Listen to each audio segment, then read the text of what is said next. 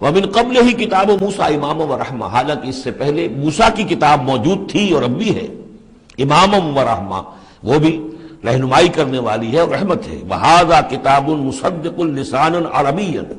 اور یہ کتاب نازل ہوئی ہے اس کی تصدیق کرتے ہوئے، یعنی تصدیق دونوں معنی میں، ایک تو کہ قرآن تصدیق کرتا ہے کہ تورات اللہ کی کتاب تھی، اللہ کی کتاب ہے، اگرچہ اس میں تحریف کر دی گئی ہے لیکن بہرحال اللہ کی کتاب تھی۔ انا انزلنا التوراۃ فیہا ھدی ونور، ہم نے تورات نازل کی تھی، اس میں ہدایت بھی تھی، نور بھی تھا۔ پھر انجیل کے بارے میں فیہ ھدی ونور، قرآن دونوں کی تصدیق کرتا ہے۔ دوسری یہ کہ تورات میں اور انجیل میں جو پیشین گوئیاں تھیں ان کا مصداق بن کر قرآن آیا ہے، تو قرآن مصدق ہے،